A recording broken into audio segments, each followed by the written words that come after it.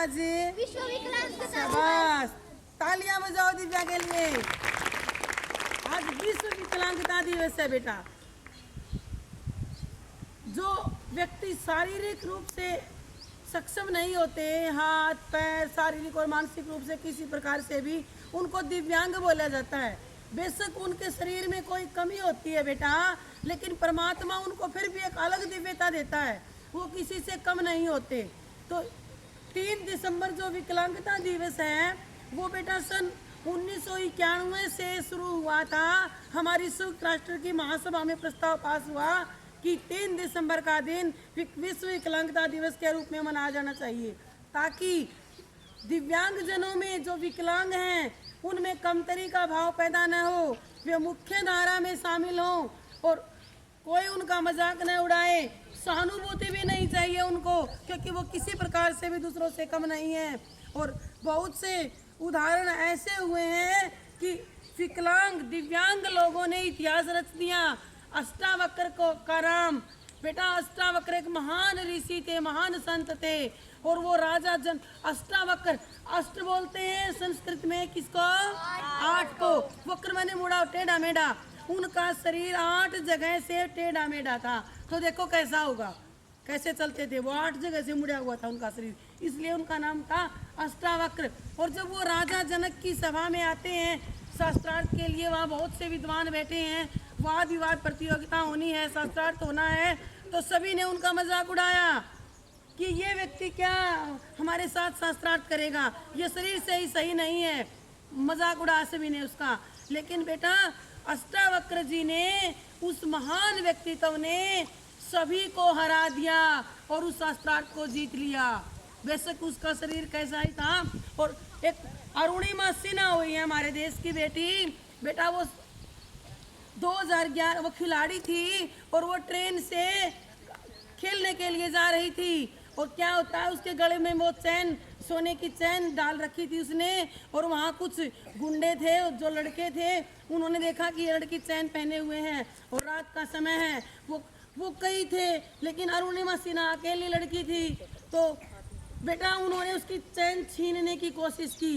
जितना भी हुआ उसने उनको लात मुक्कों से उसको पीछे धकेला, लेकिन वो 3 या 4 जने थे, तो इसलिए वो उनको चैन नहीं अपनी बचा पाई। और उन्होंने क्या किया, उसकी चैन भी छीन ली और अरुणिमा सिन्हा को ट्रेन से नीचे फेंक दिया।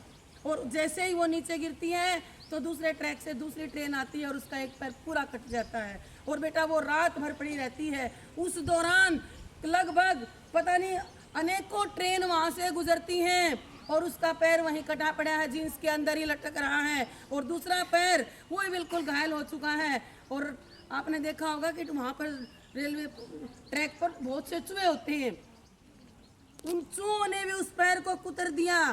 सारी रात बीत जाती है। जब सुबह रेलवे कर्मचारी वहाँ पर आते हैं तो उसकी बच्ची को इस हाल में देखते हैं। वो वहाँ पर उसको कहीं नज़दीक स्थानीय अस्पताल में लेकर जाते हैं। वहाँ पर ऐसी मशीनें नहीं थी कि उसको ऑपरेशन किया जाए, पैर को काटा जाए। वो सुन रही थी, उसने कहा घबराओ मत, मुझे मेरा जीवन चाहिए, मेरा ऑपरेशन होना है तुरंत मेरे पैर को।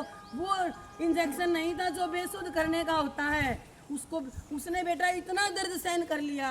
उसने कहा कि जब मैं रात भर इतना दर्द सहन कर सकती हूँ तो तुम्हारे ऑपरेशन का भी दर्द सहन कर सकती हूँ। उसके पैर के घाव को फिर दोबारा काटा गया और फिर उसको बड़े हॉस्पिटल में दाखिल किया गया। प्यारे विद्यार्थियों, 2 महीने तक वो हॉस्पिटल के अंदर एडमिट रहती हैं। एक पैर उसका काट दिया गया, एक पैर उसका बिल्कुल घायल है। और इस अवस्था में जो उससे मिलने के लिए आते हैं वो क्या कहते हैं, वही छोटी सोच की लड़की है, इससे शादी कौन करेगा, अब इसका जीवन दूभर हो जाएगा, घर वाले इसका पालन पोषण कैसे करेंगे, क्योंकि ये तो अब अपंग हो जाती है। वो सारी बातें सुन रही थी। तब उसने अपने मन में विचार आया कि भगवान ने जब मुझे बचाया है तो कि कोई ना कोई बड़े काम के लिए मुझे बचाया है, अब मुझे इतिहास रचना है। और जब वो हॉस्पिटल से बेटा उसको छुट्टी मिलती है तो वो घर नहीं जाती। वो बछेंद्री पाल जो पहले एवरेस्ट को फतेह करके आई थी, ऊंची 8,848 मीटर की ऊंचाई पर, वो बच्ची उसके पास जाती है। वो कहती है कि मैं आपकी गुरु हूँ और मैं भी माउंट एवरेस्ट फतेह करना चाहती हूँ।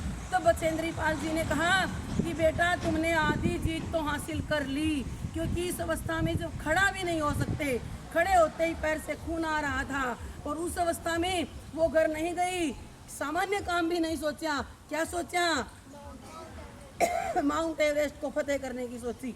और फिर बेटा वो उसी काम में लग जाती है, और बड़ी मुश्किल से थोड़ी सी दूरी थी पहुंचने की उसकी, अपना झंडा वहां पर गाड़ने की, तो क्या होता, ऑक्सीजन भी खत्म हो जाती है, उसके हाथ पैर भी जवाब दे जाते हैं। लेकिन उसके गुरुजी ने कहा कि थोड़ी सी और कोशिश करो, और कोशिश करो, तुम माउंट एवरेस्ट फतेह कर चुकी हो। और उसकी माँ की बातें भी उसे याद आती थी। उसकी माँ ये कहती थी कि अगर हम कदम कदम पर चल रहे हैं और 2 कदम पर ही हमारी सफलता है, तो हमें 2 कदम 1 कदम को आगे रखना चाहिए, क्योंकि सफलता हमारे स्वागत के लिए तैयार बैठी है।